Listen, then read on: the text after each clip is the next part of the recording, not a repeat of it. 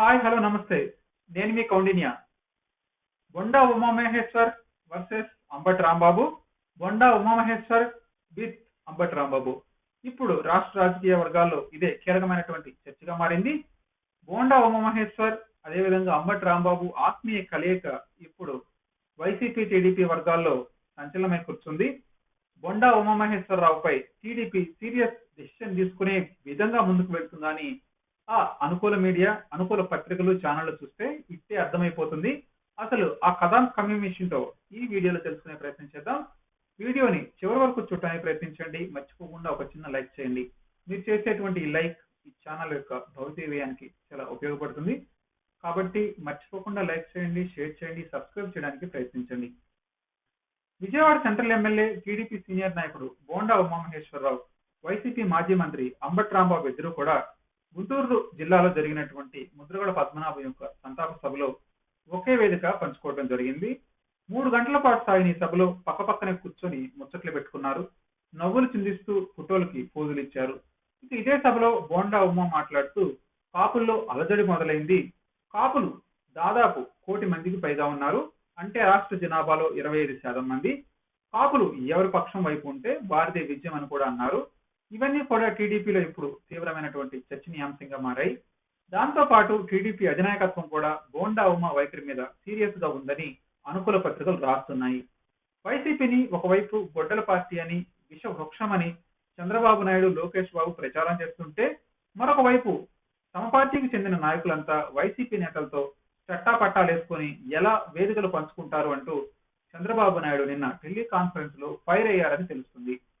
ఇదిలా ఉంటే టీడీపీ నేతలతో టెలికాన్ఫరెన్స్ తాజాగా బాబు నిర్వహించిన సంగతి అందరికీ తెలిసిందే.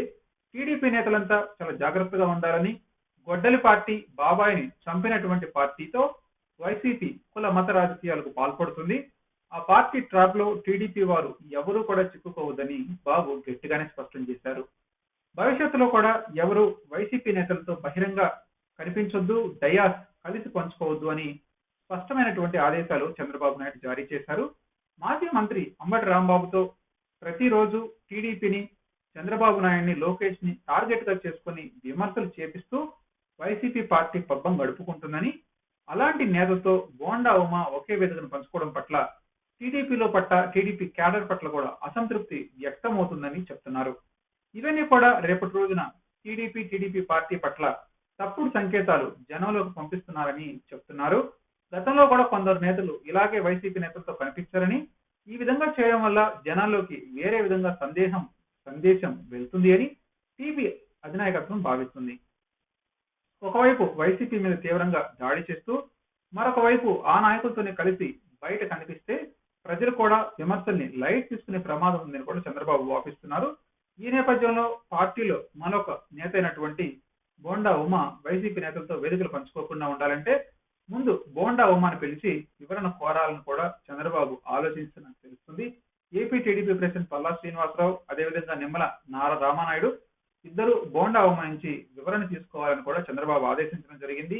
ఈ విధంగా కఠినంగా లేకపోతే భవిష్యత్తులో మరింత మంది ఇదే విధంగా వ్యవహరించే ప్రమాదం ఉందని, కాబట్టి మొగ్గగా ఉన్నప్పుడే ఈ అంశాన్ని తుంచివేయాలన్న ఉద్దేశంతో చంద్రబాబు నాయుడు సీరియస్ గా ఈ విషయంపై దృష్టి పెట్టారని కూడా చెప్తున్నారు.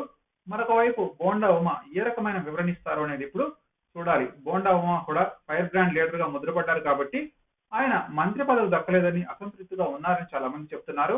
ఈ మధ్యనే విజయవాడలో జరిగిన ముద్రగడ సంస్మరణ సభలో ఆయన పాల్గొని విజయవాడ సెంట్రల్ నడిబొడ్డున ముద్రగడ విగ్రహం పెడతామని కూడా చెప్పారు. ముద్రగడ ఆశయాల కోసం కృషి చేస్తామని కూడా చెప్పారు. మొత్తం మీద ఇటీవల బొండా ఉమామహేశ్వరరావు చేసిన వ్యాఖ్యలు ఇప్పుడు రాజకీయంగా ప్రకంపనలు సృష్టిస్తున్నాయి. మీరు కూడా మీ ఎవరైనా కామెంట్ రూపంలో తెలియజేయండి. నిజంగానే బోండా ఉమా మంత్రి పదవి రాలేదన్న కారణంగానే ఈ తరహా వ్యాఖ్యలు చేస్తున్నారనుకోవాలా? మర్చిపోకుండా కామెంట్ చేయడానికి ప్రయత్నించండి.